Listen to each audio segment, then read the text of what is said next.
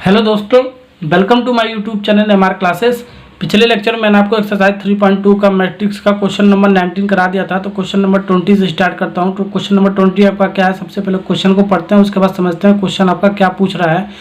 तो the book shop has 10 dozen chemistry books, 8 dozen physics books, 10 dozen economics books. The selling prices are 80 rupees, 60 rupees and 40 rupees each respectively. Find the total amount the book shop will receive from selling all the books using matrix algebra. तो question हमने पढ़ लिया, आप समझते हैं question में पूछा क्या है।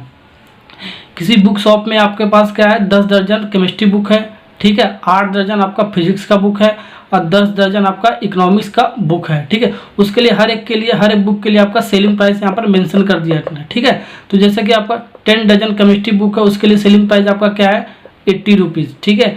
8 डजन फिजिक्स बुक है तो उसके लिए आपका सेलिंग प्राइस क्या है, 60 रुपीज़। 10 डजन इकोनॉमिक्स बुक है, उसके लिए क्या प्राइस है, 40 रुपीज़, ठीक है ना। हर एक का सेलिंग प्राइस आपका हर एक बुक का आपको मेंशन कर दिया इस क्वेश्चन में, ओके। अब क्वेश्चन में क्या पूछ रहा है, ठीक है, find the total amount receive पूछ रहा है, ठीक है, बुक शॉप का, ओके। और किसके क्या यूज करके पूछ रहा है, all the book using matrix algebra, यानी कि मैट्रिक्स का मल्टीप्लिकेशन करके यूज करके आपको टोटल अमाउंट रिसीव आपको बताना है, ठीक है। तो चलिए स्टार्ट करते हैं। सबसे पहले आपको क्वेश्चन में दिया क्या है, जो गिवन डेटा दिया रहता है उससे हम लिख लेते हैं। तो गिवन डेटा में क्या आपका नंबर ऑफ केमिस्ट्री बुक आपका क्या दे रखा है, 10 डजन दे रखा है, ठीक है। अब 10 ये डजन है आपका, एक डजन में 12 यूनिट होता है आपका, ठीक है ना। तो इसको 12 से मल्टीप्लाई कर देंगे तो ये आपका टोटल बुक बन जाएगा, ठीक है। एक दर्जन में कितना कितना होता है, 12 होता है आपका, 12 यूनिट होता है। तो आप 12 से मल्टीप्लाई कर दिए, एक दर्जन इक्वल टू 12, यानी कि 12 से मल्टीप्लाई कर दिया तो ये कितना आ गया आपका, ये आ गया 120 बुक आ गया, ठीक है। ऐसे हम 8 दर्जन बुक है, इसका नंबर ऑफ फिजिक्स बुक कितना है, 8 डजन है, तो ठीक है। तो 8 × 12, ठीक है। तो ये क्या आ गया आपका, इसको सॉल्व करोगे तो कितना आ जाए, 8 चौको 8 दूनी 16, 8 एक 8 एक 9, 96 आ गया आपका, ठीक है ना। ऐसे आपका number of economics book 8 dozen book है, ठीक है। इसको डजन में हटा दो, डजन में हटाने के लिए क्या करना पड़ेगा, 12 से मल्टीप्लाई करना पड़ेगा। तो ये कितना होगा, 120, ये आपका बुक हो गया। कौन सा बुक है, इकोनॉमिक्स का बुक है, ठीक है। ये हम डजन तोड़ के हम इसको यूनिट में ले लिए, ठीक है ना, 1 यूनिट में लिए, ठीक है। 10 दर्जन बुक को आपका क्या हो गया, 120 बुक हो गया आपका, केमिस्ट्री का बुक हो गया। नंबर ऑफ फिजिक्स का बुक कितना होगा, 96 बुक हो गया आपका, ठीक है। और नंबर ऑफ इकोनॉमिक्स बुक आपका कितना हो गया, 120 बुक हो गया, ओके। अब लेट मान लेंगे, ए मैट्रिक्स मान लेंगे हम, ठीक है। ये वाला हम लिख लेंगे सबसे पहले, ठीक है। नंबर ऑफ केमिस्ट्री बुक आपका कितना है, 120, तो इसे हम 120 लिख लेते हैं, ठीक है। उसके बाद नंबर ऑफ फिजिक्स बुक कितना है, 96 ले लिया, ठीक है ना।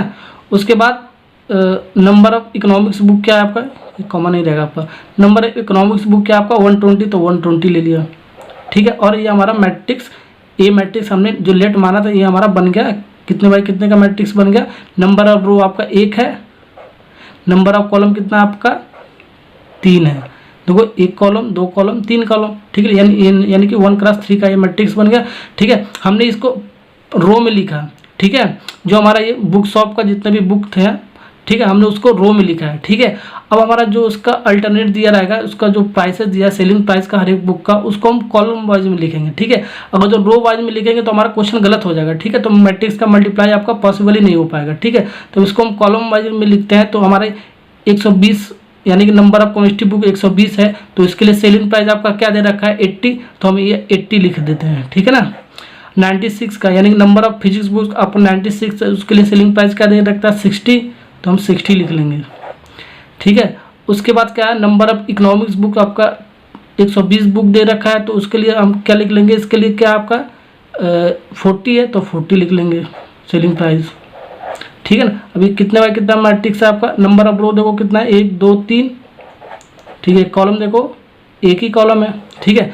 अब हमारा 1x3 या 3x1 का मैट्रिक्स निकल के आ गया, ठीक है। ये हमने लेट, इस मैट्रिक्स को मैंने रो में क्यों लिखा है, इस मैट्रिक्स को हमने कॉलम में क्यों लिखा, ठीक है। इसका भी एक रीजन है, आपको समझा देता हूँ, ठीक है। मान लो हम ऐसे लिख देते, ऐसे भी तो लिख सकते हो, 120, ठीक है, 96 120, ठीक है, ये क्या हो गया 1 × 3 का मैट्रिक्स हो गया। और ये क्या है 80 60 40, 80 60 40, ठीक है। ऐसे भी तो लिख सकते हैं, ये भी तो आपका सही है, बिल्कुल सही है, ठीक है।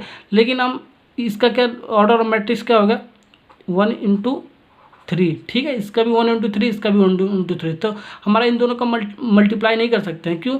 देखो पहला मैट्रिक्स का नंबर ऑफ कॉलम, दूसरा मैट्रिक्स का नंबर ऑफ रो अगर जो समान हो यानी बराबर हो तभी हम कर सकते हैं। ये तो आपका बराबर ही नहीं है, तो इसलिए हम इसका मल्टीप्लाई नहीं कर सकते हैं। इसलिए हम पहला जो हमारा दिया रहता है, जो भी इंफॉर्मेशन क्वेश्चन में दिया रहता है, तो पहले हम रो में लेते हैं, ठीक है। उसके बाद दूसरा जो इन्फॉर्मेशन दिया होता है उसको हम कॉलम में लेते हैं। देखो पहला हमने रो में लिख लिया, उसको हम दूसरा इन्फॉर्मेशन जो दिया उसको कॉलम में हमने लिख लिया, ठीक है। या तो आप ऐसे भी कर सकते हो, पहला कॉलम में लिख सकते हो, दूसरा हम रो में लिख सकते हैं, ठीक है। अल्टरनेट लिखना है, पहला रो में लिखना है तो दूसरा हमारा इन्फॉर्मेशन में कॉलम में लिखना पड़ेगा, ठीक है ना। आपको समझ में आएगा ना ये चीज़ है। इसीलिए हमने इसको 120 96 120 इसको ऐसे ले लिया, 1 × 3 का मैट्रिक्स है। और 80 60 40 इसको मैंने ऐसे ले लिया, ठीक है। यानी कि आपका ये क्या 3 × 1 का मैट्रिक्स, यानी कि आपका ये क्या है, ये पहले मैट्रिक्स का नंबर ऑफ रो पहले मैट्रिक्स का नंबर ऑफ कॉलम, दूसरे मैट्रिक्स का नंबर ऑफ रो अगर जो बराबर होता है तब हम मल्टीप्लाई आपस में मैट्रिक्स कर सकते हैं। यानी कि ये बराबर इसलिए हम कर सकते हैं मल्टीप्लाई, इसलिए हमने इसको ऐसे ले लिया, ठीक है ना। ये आपको समझ में आ गया होगा। अब चलते हैं according to question using matrix multiplication we have, ठीक है, टोटल अमाउंट रिसीव। यही तो आपका पूछा, टोटल अमाउंट कितना है आपका, ठीक है। और मैट्रिक्स का मल्टीप्लिकेशन का यूज करके पूछ रहा है, ठीक है। मैट्रिक्स अलजेब्रा या मैट्रिक्स मल्टीप्लिकेशन का यूज करके हमें बताना है, ठीक है, टोटल अमाउंट आपका कितना है, ठीक है। तो हमने लिख रहा है टोटल अमाउंट रिसीव A.B यानी कि A × B, ठीक है। A × B का क्या मतलब, दो मैट्रिक्स का आपस में मल्टीप्लाई हो रहा है, यही तो आपको कह रहा है मैट्रिक्स का मल्टीप्लाई करना है आपका। तो A आपका क्या था आपका, देखो A आपका क्या है 120 96 120 120 96 120, ओके। अब इसको हम मल्टीप्लाई करते हैं, ठीक है। अब बी आपका क्या है, बी मैट्रिक्स क्या है, देखो 80 60 40 80 60 40, ठीक है ना।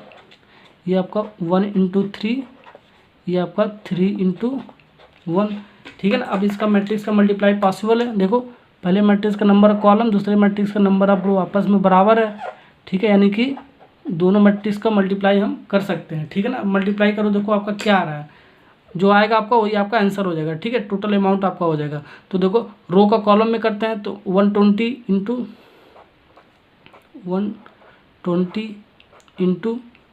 80, ठीक है। और आपका ये मैट्रिक्स क्या बन जाएगा 1 × 1 का बन जाएगा। तो 1 × 1 बच रहा है तो 1 × 1 आपका मैट्रिक्स बन जाएगा, ठीक है। ये आपका हो गया 120 × 80 96 प्लस साइन लगाओ 96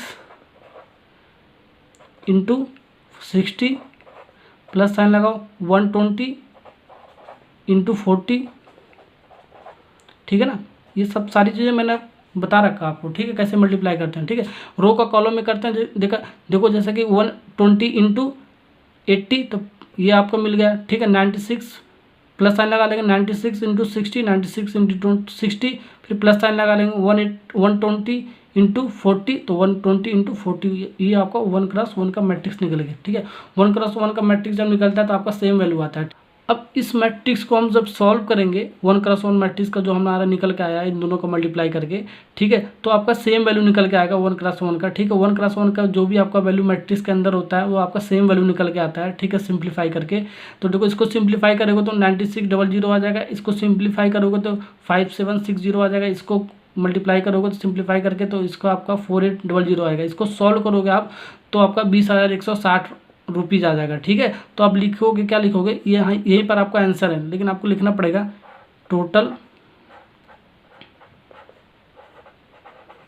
amount receive, total amount receive आपका क्या हो गया 20,160 रुपीज़ हो गया, ठीक है ना। ये आपका आंसर यहाँ पर होगा, ओके। अब ये आपका क्वेश्चन कंप्लीट होगा। अब नेक्स्ट क्वेश्चन पे चलते हैं आपको। अब हम क्वेश्चन नंबर 21 एंड 22 पे चलते हैं। तो ये दोनों क्वेश्चन आपका ऑब्जेक्टिव टाइप का क्वेश्चन है, ठीक है। तो चलिए स्टार्ट करते हैं। Assuming X Y Z W and P are the matrices of order 2x n 3x k 2x p n×3 and p×k respectively, choose the correct answer, ठीक है। आंसर आपको करेक्ट चूज करना है, ये 4 ऑप्शन जो आपका दिया रहेगा, ठीक है ना। तो सबसे पहले एक्स का आपका क्या ऑर्डर दे रखा है 2x n, वाई का ऑर्डर क्या दे रखा है 3x k, जेड का ऑर्डर क्या दे रखा है 2x p, डब्ल्यू का ऑर्डर क्या दे रखा है n×3 एंड पी का ऑर्डर क्या दे रखा है p×k दे रखा है, ठीक है। अब क्वेश्चन नंबर 21 में हम चलते हैं। द रिस्ट्रिक्शन ऑन एन के पी के वैल्यू के लिए आपका इक्वेशन डिफाइन करने के लिए बोल रहा है। तो चलो इसको सॉल्व करते हैं, ठीक है। इसको सॉल्व करने के 4 ऑप्शन दे रखा है ए बी सी डी। देखो 4 ऑप्शन में कौन सा आपका ऑप्शन मैच कर रहा है, ठीक है। तो सबसे पहले हम जो गिवन डेटा हमारा है उसको लिख लेंगे। तो जो गिवन डेटा आपका एक्स आपका मैट्रिक्स दे रखा है, तो एक्स मैट्रिक्स का ऑर्डर क्या दे रखा है 2x n, तो 2x n लिख लिया। वाई मैट्रिक्स का हमने ऑर्डर और मैट्रिक्स 3x k लिख लिया। जेड मैट्रिक्स का हमारा ऑर्डर मैट्रिक्स क्या था आपका 2x p, तो 2x p हमने लिख लिया। डब्ल्यू मैट्रिक्स के लिए हमारा ऑर्डर कितना था n×3 था, तो n×3 लिख लिया। और लास्ट में पी मैट्रिक्स के लिए ऑर्डर क्या था आपका p×k, तो p×k हमने ये गिवन डेटा जो हमारा दिया था वो हमने लिख लिया, ठीक है।